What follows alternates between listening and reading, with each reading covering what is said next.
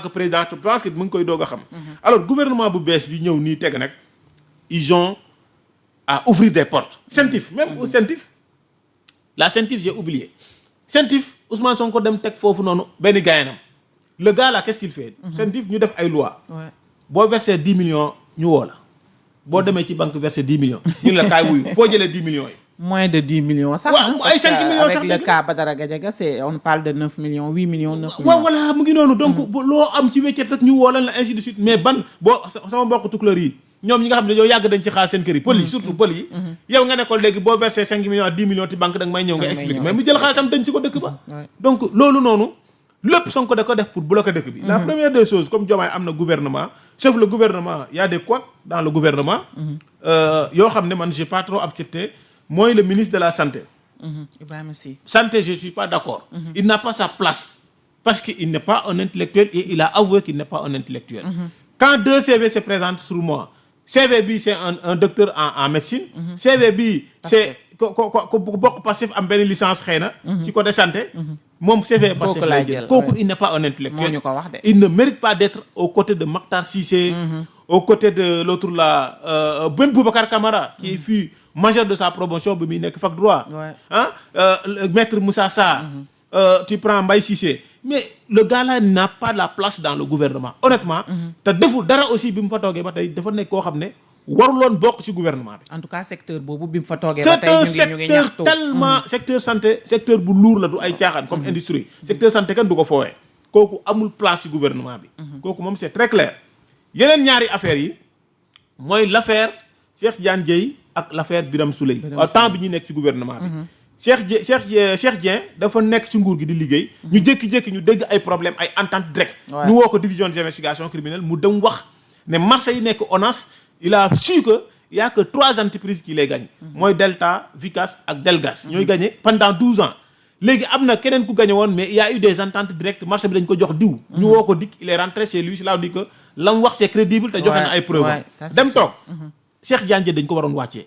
leeral loolu ba mu leer bu ci bokkee ñu écarté ko bu ci bokkul ñu remettre ko ministère Birame Souleye ñuy dox di dox ba dégg 37 milliards c'est son ministère sur les marchés AGR loolu dañ ko waroon wàccee mu leeral loolu wala ñu yóbbu fa ñu leeral ko une bonne fois mais mu ngi bëgg a nekk nii bëgg a nekk affaire de 5 ans beneen bi rapport ITI ñu génn rapport ITI ne xaalis bi Sénégal gagné ci pétrole xamuñ fi ñu ko dugal kenn xamul plus de 50 milliards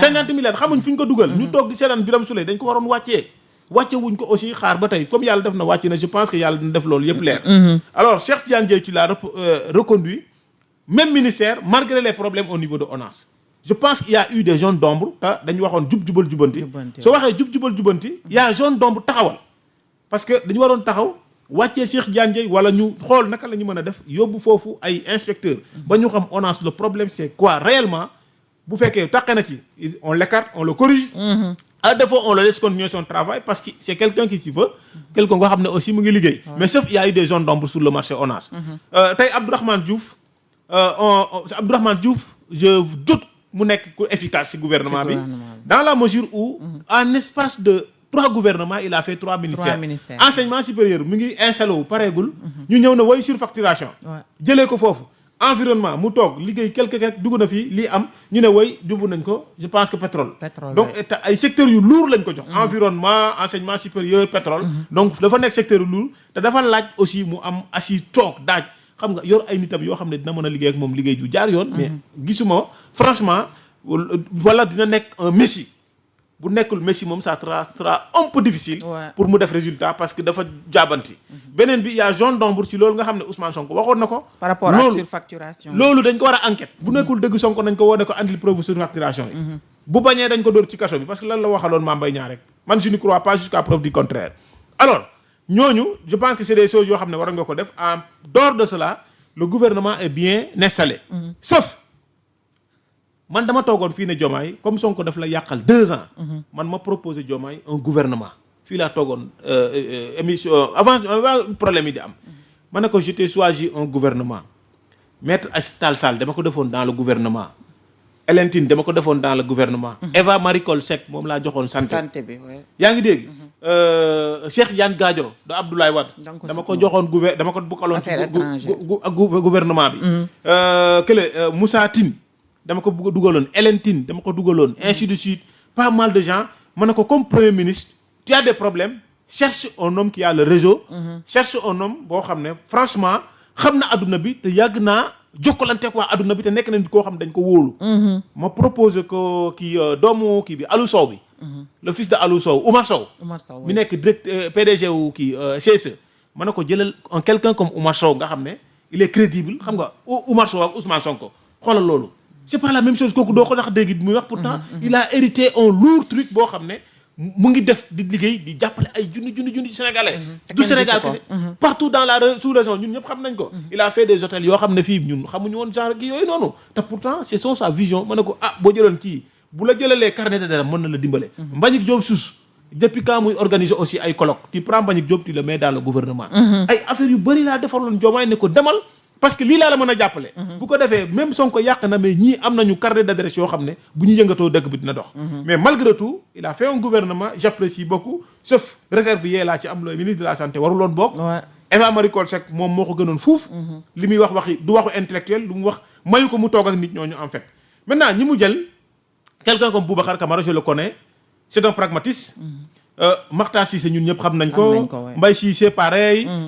mais l'autre là dafa waroon bokk ci gouvernement bi mooy kii Famara Ibrahima Sagna moo jiite woon kii bi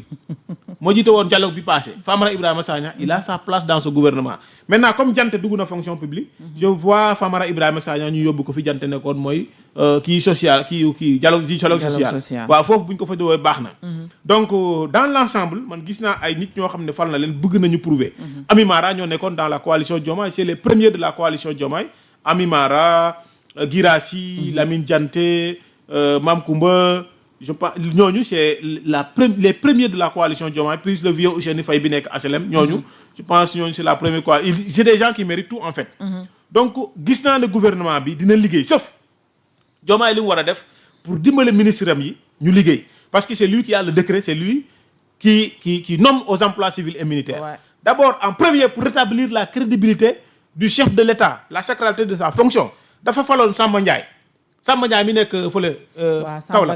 Kaolack Samba bi nekkoon Kaolack la dëkk Ndofane Samba Ndiaye mi dëkk Ndofane Samba Ndiaye dañoo bëri man sax am naa ci benn donc Samba Ndiaye bi dëkk Ndofane dañ ko fal PCA SNHLM Sonko ne du contresigner il n'a pas pris fonction loolu le président doit le rétablir vite Samba Ndiaye dem liggéey ñu xam ne kii c'est le président qui a nommé dem na loolu dafay maanaam du ay affaire yu caaxaan beneen bi Sonko tëj bu mu tëjoon dëkk bi na jël la direction générale de planification des politiques économiques mu delloo ko ci Cheikh Diba ministre des finances daal di jël Fadilou Keita il le met dehors tout de suite Waly Diouf Bodiang tu le mets dehors tout de suite tous ces sbires de Sonko nga xam ne ñoom nee nañ c'est des pro Sonko tu les enlèves tu les mets de côté pour faciliter ministres yi beneen bi mooy les secrétaires généraux des ministères les DAF ñooñu ñëpp c'est des gens de Sonko secrétaires généraux yi ak ministères yi ñooy exécuter li gën a salte ci gars yi lu ñu doon def xale yi ñu doon dàq ni yëpp di leen remplacer au niveau de l'OMVS au niveau du fonds de l'habitat au niveau de fële nu ñu koy waxatee port ils ont renvoyé presque ay milliers de jeunes loolu c'est quelque chose boo xam ne Jante il hérite de ça ñooñu dañoo war a retrouver seen place ñooñu dañu war a delluwaat seen place parce que dañoo dàq ay nit recruter ay nit c'est pas du tout normal